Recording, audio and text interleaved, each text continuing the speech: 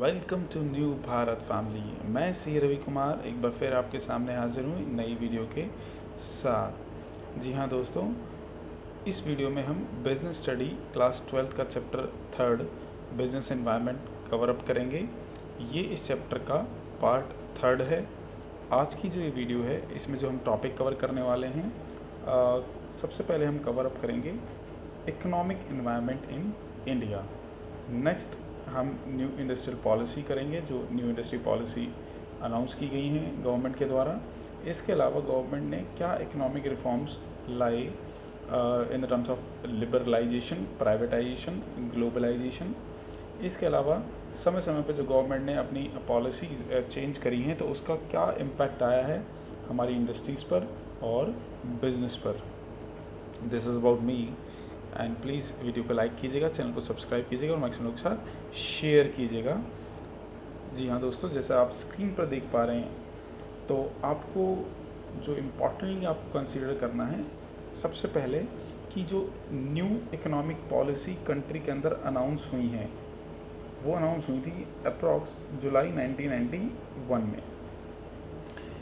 इस new economic policy में जो सबसे इम्पॉर्टेंट जो चीज़ हमें देखनी है उसमें लिबरलाइजेशन में बदलाव लेकर आए थे, प्राइवेटाइजेशन में हमने बदलाव लिया, इसके अलावा ग्लोबलाइजेशन में हमने अपना सिनेरियो चेंज किया। दोस्तों, जो ये न्यू इकोनॉमिक पॉलिसी आई थी 1991 में, इसके क्या इंपॉर्टेंट फीचर्स थे, एक बार इसका ब्रीफ हम स्नैप लेते हैं। एग्ज़ाम में पूछा जा सकता है और हमें जनरल नॉलेज के पॉइंट से पता भी होना चाहिए। सबसे पहला जो ये न्यू इकोनॉमिक पॉलिसी आई थी, इसमें ना केवल 6 इंडस्ट्री ही थी जो अब जिनके लिए हमें लाइसेंसिंग की आवश्यकता थी।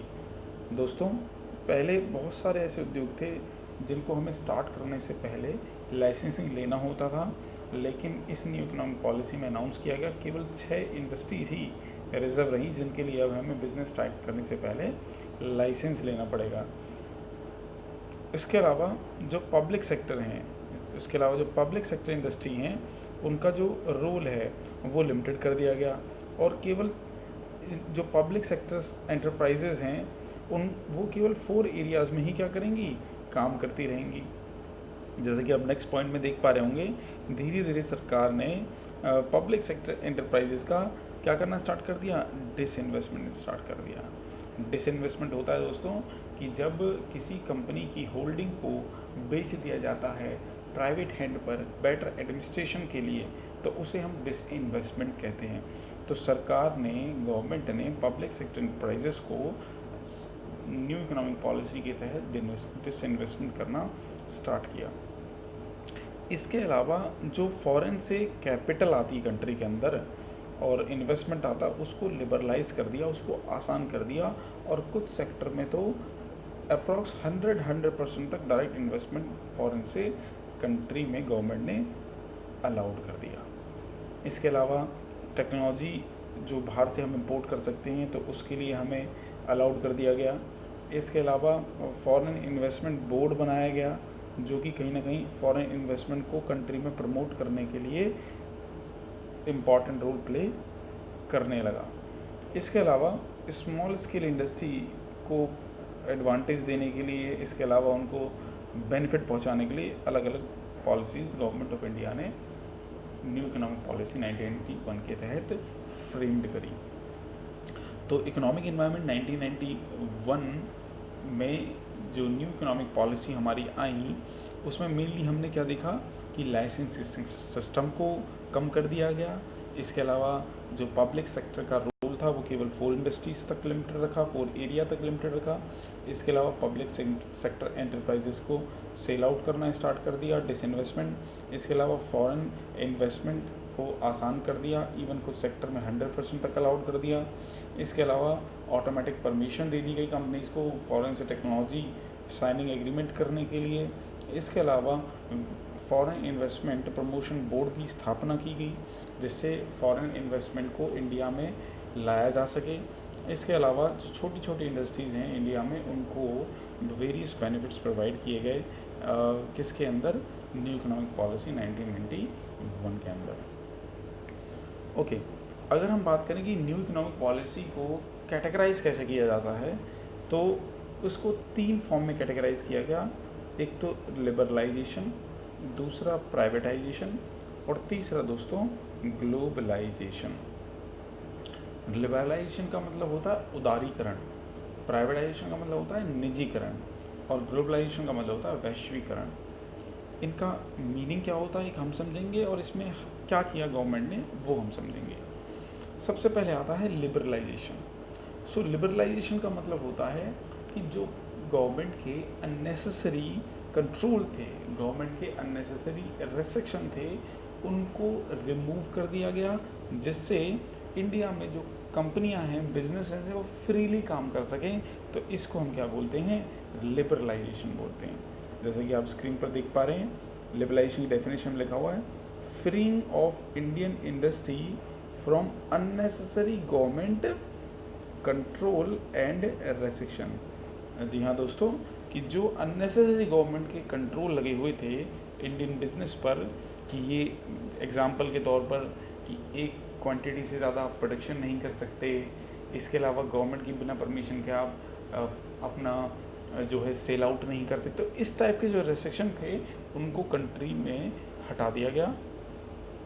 इसके अलावा जैसे कि हमने देखा था, लाइसेंसिंग की जो रिक्वायरमेंट थी बिजनेसेस को स्टार्ट करने से पहले, उनको भी रिमूव कर दिया गया।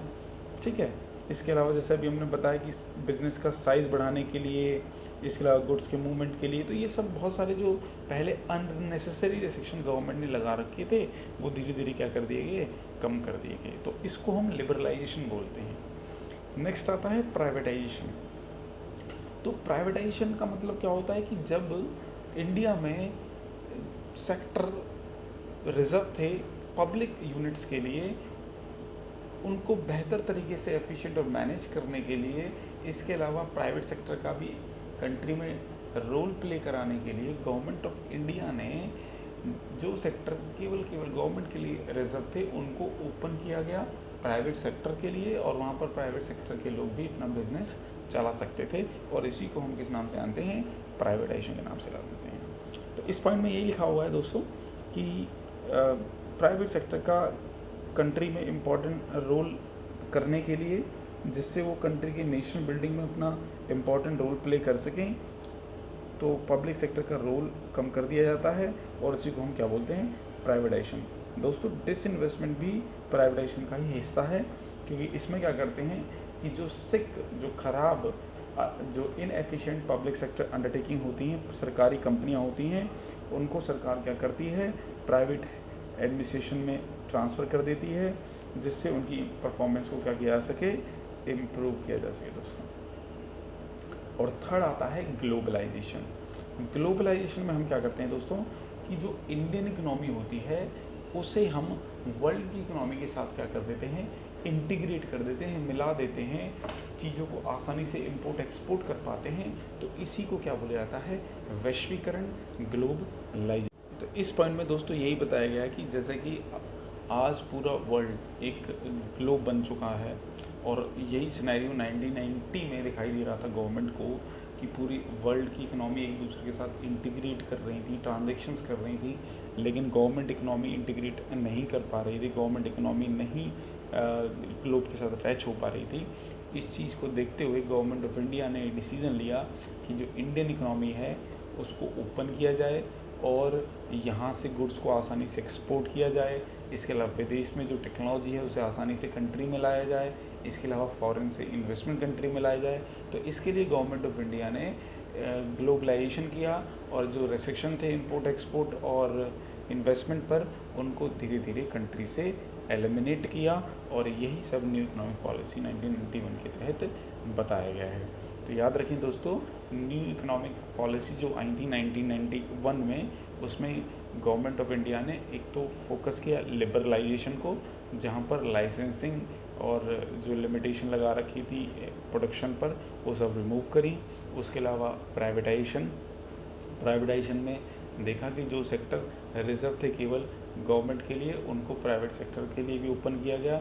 इसके अलावा जो सरकारी कंपनी सिक थी और ख़राब परफॉर्म कर रही थी, तो उनको डिसइन्वेस्टमेंट के माध्यम से निजी हाथों में दिया गया, जिससे उनका ऑपरेशन इफेक्टिव तरीके से किया जा सके। और अंत में हमने ग्लोबलाइजेशन में देखा कि ग्लोबलाइजेशन में कि जो इंडियन इकोनॉमी थी उसे वर्ल्ड की इकोनॉमी के साथ गवर्नमेंट ऑफ इंडिया ने क्या किया, इंटीग्रेट किया। और जो लिमिटेशन थी फॉरेन इन्वेस्टमेंट पर, इंपोर्ट एक्सपोर्ट पर, उस लिमिटेशन को हटाया गया और इससे कंट्री को ग्रो के राह पर बढ़ाया गया।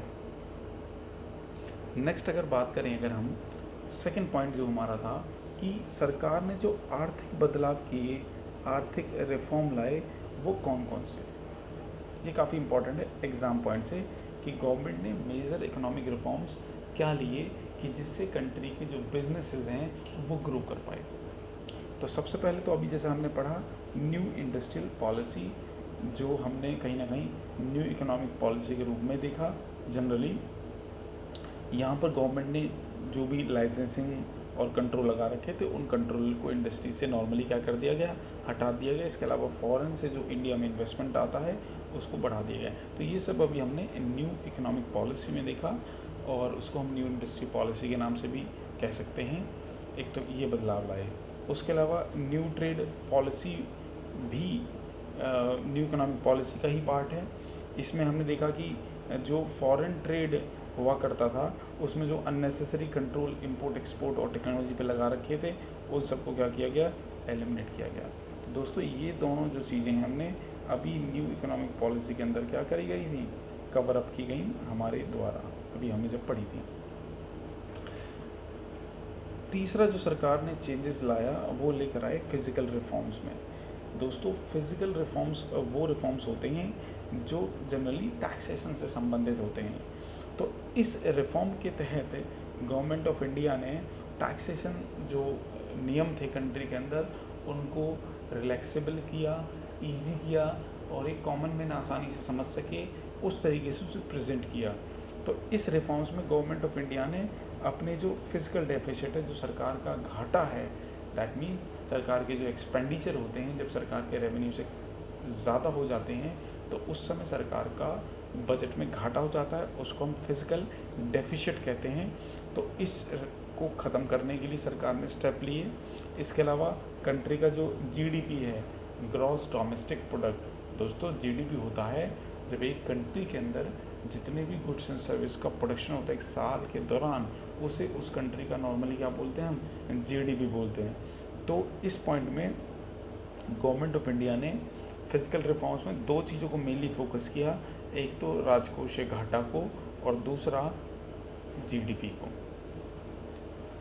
चौथा जो गवर्नमेंट ने रिफॉर्म्स लिए इकोनॉमिक में, मॉनेटरी रिफॉर्म्स लिए। दोस्तों आप समझें, मॉनेटरी रिफॉर्म्स वो रिफॉर्म्स होते हैं जो आरबीआई के द्वारा रेट ऑफ इंटरेस्ट के माध्यम से लिए जाते हैं जनरली, या फिर सप्लाई ऑफ क्रेडिट लोन के रूप में। तो उन रिफॉर्म्स को या उन पॉलिसी को हम क्या बोलते हैं, मॉनेटरी पॉलिसी बोलते हैं।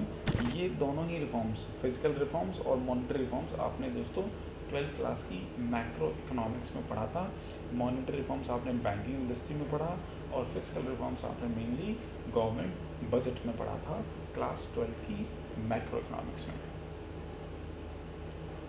नेक्स्ट आता है capital market reforms. Capital market reforms होता है दोस्तों शेयर मार्केट से संबंधित बदलाव जो कि गवर्नमेंट ऑफ इंडिया ने लिया। गवर्नमेंट ऑफ इंडिया ने कैपिटल रिफॉर्म्स में क्या स्टेप लिए, सबसे पहले तो गवर्नमेंट ऑफ इंडिया ने सेबी को फॉर्म किया। SEBI that is security and exchange board of India. जी हाँ दोस्तों, कैपिटल मार्केट रिफॉर्म्स में एक तो गवर्नमेंट ने सेबी को फॉर्म किया जो कि पूरे शेयर मार्केट को रेगुलेट करती है। इसके अलावा जो इंटरेस्ट ऑन डिबेंचर पर रेस्ट्रिक्शन लगा रखी थी उसको रिमूव किया। इसके अलावा जो प्राइवेट सेक्टर हैं कंट्री के अंदर उसको अलाउड किया गया कि वो भी म्यूचुअल फंड के अंदर क्या कर सकते हैं, इन्वेस्टमेंट करा सकते हैं। तो ये सारे रिफॉर्म्स कैपिटल मार्केट रिफॉर्म्स में गवर्नमेंट ऑफ इंडिया ने की है। तो ये सारे एग्ज़ाम के पॉइंट से काफ़ी इंपॉर्टेंट हैं। अगर एग्ज़ाम में क्वेश्चन आता है कि गवर्नमेंट ऑफ इंडिया ने क्या इकोनॉमिक रिफॉर्म्स लिए बिजनेस को ग्रो करने के लिए, तो आपको लिखना है ये सारे पाँचों के पाँचों reform: new industrial policy reforms, new trade policy, physical reforms, monetary reforms and capital market reforms. दोस्तों, रिफॉर्म्स होता है बेहतर बदलाव, सुधार जो गवर्नमेंट ने अपनी नीतियों के माध्यम से किए, और ऐसे हमारे पास 5 रिफॉर्म्स हैं। नेक्स्ट एक छोटा सा टॉपिक है एग्जाम पॉइंट से, डिसमेंटलिंग प्राइस कंट्रोल। तो ये डेफिनेशन पॉइंट से इम्पॉर्टेंट है एग्जाम के लिए। डिसमेंटलिंग प्राइस कंट्रोल क्या होता है कि गवर्नमेंट ऑफ इंडिया ने बहुत सारे ऐसे प्रोडक्ट थे जिन पर क्या कर रखा था, जिनके प्राइस पर गवर्नमेंट ने लिमिटेशंस लगा रखी थी। तो जब ऐसी लिमिटेशन को हटाया जाता है तो उसको हम बोलते हैं डिसमेंटलिंग प्राइस कंट्रोल। देखते हैं हम डेफिनेशन में, यहाँ पे लिखा हुआ जैसे गवर्नमेंट है, गवर्नमेंट क्या करती है, बहुत सारे स्टेप लेती है प्राइस कंट्रोल को रिमूव करने के लिए। जैसे कि इसमें लिखा है government has taken various step, किस चीज़ को रिमूव करने के लिए, प्राइस को।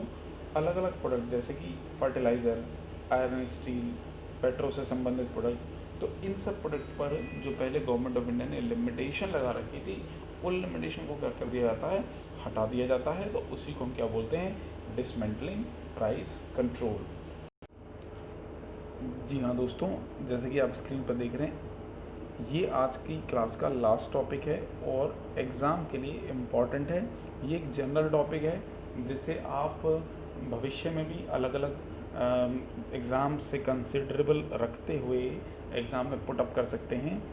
तो क्वेश्चन क्या है कि गवर्नमेंट ने जो ये पॉलिसीज़ चेंजेस करी, जैसे आपने देखा कि गवर्नमेंट ऑफ इंडिया ने बहुत सारे रिफॉर्म्स लिए जिसमें गवर्नमेंट ऑफ इंडिया ने इकोनॉमिक पॉलिसी में बदलाव लाया। तो इन रिफॉर्म्स और चेंजेस के कारण से कंट्री के बिजनेस और इंडस्ट्रीज़ पर क्या प्रभाव पड़ा, ये एग्ज़ाम में क्वेश्चन आ सकता है। तो एक एक पॉइंट पढ़ते हैं हम ब्रीफली कि क्या इसके फ़ायदे हम लोगों को मिले। दोस्तों, एक चीज़ मैं और बताता हूँ, जैसे कि आप मेरी हर प्रेजेंटेशन में देख पा रहे होंगे कि एक तो हमारे पास बुलेट पॉइंट होता है और उस फिर बुलेट पॉइंट को ब्रीफली हम एक्सप्लेन करते हैं।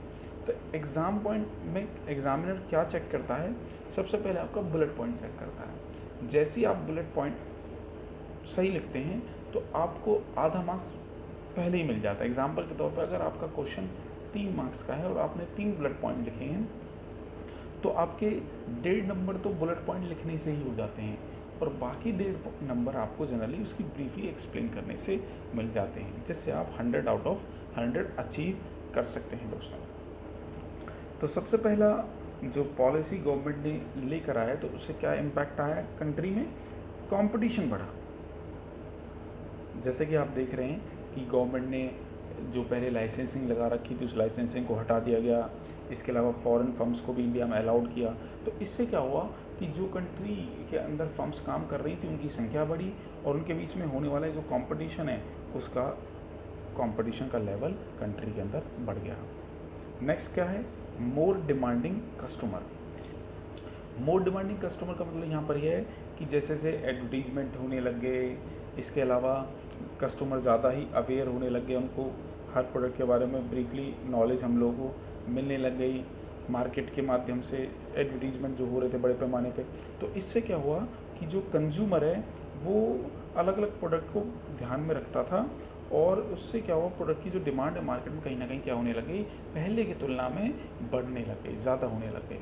और क्या बदलाव आया, rapid change in technological environment. इस पॉइंट में यही है कि जिस तरीके से आपने देखा कि ग्लोबलाइजेशन के माध्यम से हम आसानी से बाहर से टेक्नोलॉजी को ले सकते थे इंडिया के अंदर, तो इससे क्या हुआ, इंडिया के अंदर जो टेक्नोलॉजी का लेवल है वो इम्प्रूव हुआ और इस कारण से जो इंडिया का प्रोडक्शन प्रोसेस है वर्ल्ड लेवल से मीट करने लगे और हमारी जो फर्म्स हैं वो बड़े पैमाने पर अपना प्रोडक्शन बढ़ाने लगे दोस्तों। इसके अलावा क्या हुआ, एक पॉइंट है necessity for changes. Necessary for changes में क्या लिखा हुआ है कि जो ये न्यू इंडस्ट्री पॉलिसीज़ आई तो इससे क्या हुआ कि जो डिमांड एंड सप्लाई का जो चेन है वो काफ़ी तेज़ी से चेंज होने लग गया। चेंज होने का मतलब है कि सप्लायर बड़े पैमाने पे सप्लाई करने लग गए, दूसरी तरफ कस्टमर अपना गुड्स की डिमांड बढ़ाने लग गए। तो इस तरीके से एनवायरनमेंट में काफ़ी चेंजेस आ रहा था इन पॉलिसीज़ की वजह से। तो बिज़नेस फर्म के लिए ज़रूरी हो गया था कि इन जो भी ये चेंजेस आ रहे हैं इन पॉलिसी की वजह से, वो अपनी पर्सनल नीतियों को अब क्या करें, समय टू समय क्या करें, चेंजेस करें। तो कुछ नेसेसिटी महसूस हुई बिज़नेस को, क्योंकि इकोनॉमिक में बहुत बड़ा रिफॉर्म्स चल रहा था। इसके अलावा और क्या बदलाव आया, need for developing human resources. इस पॉइंट में क्या बताया गया है कि जैसे जैसे हमारी इकनॉमी वर्ल्ड के साथ अटैच होने लग गई, तो हमारी और इसके अलावा फॉरेन से कंपनी इंडिया में आने लग गई, तो इससे इंडिया में जो लेवल ऑफ कंपटीशन है वो क्या होने लग गया, बढ़ने लग गया। तो इस चीज़ से क्या हुआ, जो हमारे बिजनेस हैं, इसके अलावा जो हमारी ह्यूमन रिसोर्सेज, ह्यूमन कैपिटल है, उनको डेवलपमेंट की आवश्यकता पड़ी, जिससे वो बेहतर इफ़ेक्टिवनेस तरीके से और एफिशिएंट तरीके से अपनी परफॉर्मेंस को दे पाएँ। इसके अलावा और क्या चेंजेस आए, मार्केट ओरिएंटेशन। मार्केट ओरिएंटेशन का मतलब यहाँ पर ये है कि पहले जो बिजनेसमैन थे उनका कॉन्सेप्ट था कि बिजनेस को चलाने का, कि हमें किसी भी तरीके से अपने गुड्स को बस क्या करना है, सेल करना है। लेकिन अभी जो सिनेरियो चेंज हुआ वो किस पर आ गया, मार्केटिंग कॉन्सेप्ट पे आ गया। मार्केटिंग कॉन्सेप्ट में क्या होता है कि अब हम जो गुड्स बनाएंगे वो कस्टमर की नीड के हिसाब से बनाएंगे, कस्टमर की जो रिक्वायरमेंट है उसके हिसाब से बनाएंगे। इसमें हम प्रॉपर मार्केट की रिसर्च करेंगे, इसके अलावा लोगों को कस्टमर एडवर्टाइजिंग करेंगे, इसके अलावा गुड्स को बेचने के बाद उनको कोई टेक्निकल इशू आता है तो उसके रिगार्डिंग सर्विस देंगे। तो ये सब बिजनेसमैन के जो आइडियोलॉजीज़ हैं वो चेंजेस हुई इन पॉलिसीज़ की वजह से, जो गवर्नमेंट ने रिफॉर्म्स के रूप में प्रस्तुत की। और लास्ट जो चेंजेस आया वो आया reduction in budgetary support to the public sector. जी हाँ दोस्तों, जैसा आपने देखा कि पहले 1991 से पहले ज़्यादातर जो सेक्टर थे वो रिजर्व थे पब्लिक सेक्टर अंडरटेकिंग के लिए बिजनेसेस में। तो इसीलिए गवर्नमेंट को बहुत सारा बजट एलोकेट करना पड़ता था गवर्नमेंट कंपनीज़ के लिए।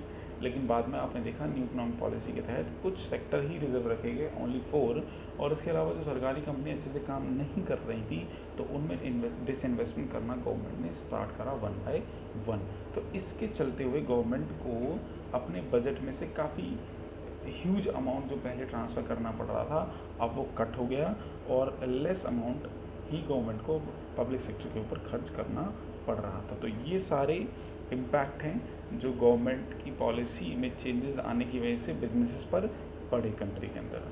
सो प्लीज़ दोस्तों, वीडियो को लाइक कीजिएगा, चैनल को सब्सक्राइब कीजिएगा और मैक्सिमम लोगों के साथ शेयर कीजिएगा। Thanks to all of you. जय हिंद।